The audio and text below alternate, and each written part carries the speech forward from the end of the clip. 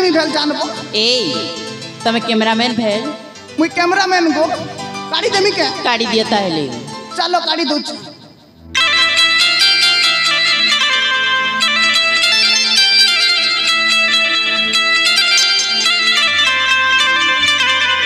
देखा कोई बटे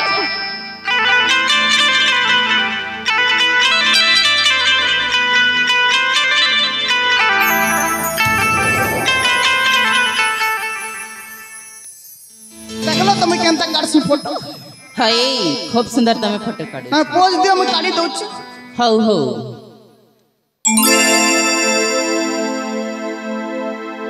हाय गो कैमरा वाला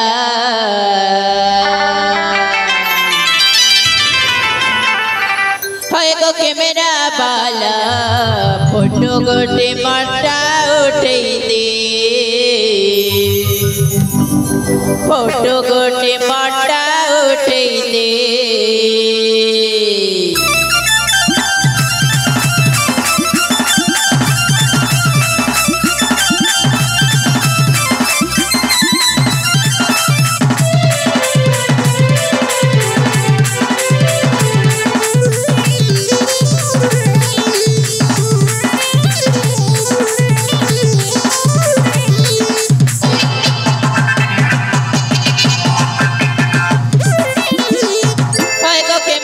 पाला फोटो गोटे माटा उठै दे फोटो गोटे माटा उठै दे ए मोर सपन सुंदरी केता फोटो हे बु कहि दे केता फोटो हे बु कहि दे कुआरी बाया समानवा करीटा फोटो गोटे जल्दी करी मार तुई उठा ओठे बु फुल साइज हे बु स्टूडियो की पास नदी झरना के की तो पूजा नाटा बोले केता फोटो हे बु कहि दे केता फोटो हे बु कहि दे होय गो कैमरा वाला फोटो गोटे माटा उठै दे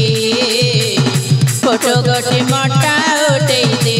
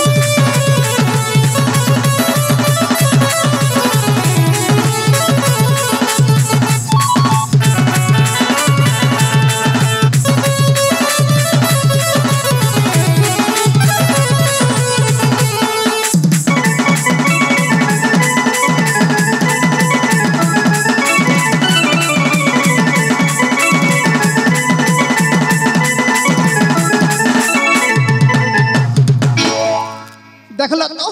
तुम बिया हेले नि के मौके फोटो के डार सब किछि कर देबी तुम लागी ए सते सते गो जानसो तो